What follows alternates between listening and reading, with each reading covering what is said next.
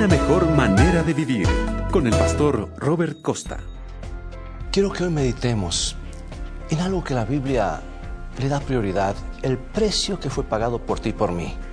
Y nuestro texto está en 1 Corintios 6:20. Porque habéis sido comprados por precio, glorificad pues a Dios en vuestro cuerpo y en vuestro espíritu, los cuales son de Dios.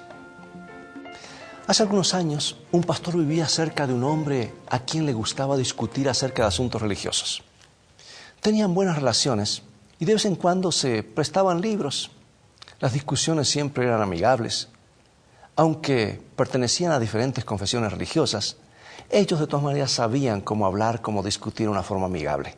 Y en cierta ocasión, el vecino del pastor le formuló una pregunta que le resultó difícil de contestar. Su pregunta fue: ¿a quién pagó Cristo el precio de nuestra redención? La pregunta tiene base bíblica, porque nuestro texto se refiere a que fuimos comprados por precio. Y Hechos capítulo 20, versículo 28, nos dice que Dios adquirió a su iglesia con su propia sangre. Y mientras el pastor trataba de contestar la pregunta, se dio cuenta de que si Cristo hubiera pagado el precio de nuestra redención al Padre, nos habría amado más que éste.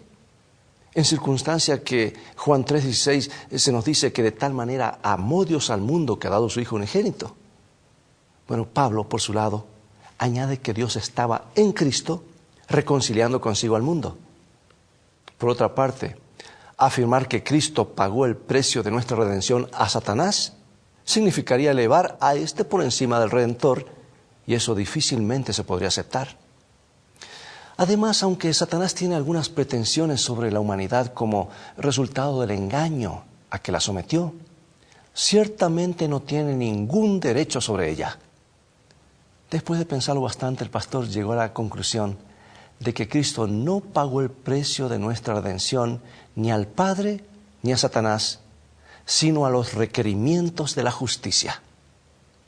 Esto parecía razonable.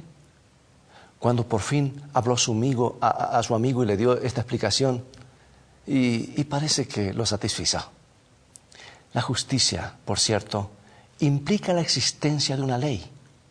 Si Cristo, que es Dios, pagó el precio de nuestra redención para hacer frente a las demandas de la justicia, significa que el legislador del universo, en cierto sentido, se colocó él mismo por debajo de la ley.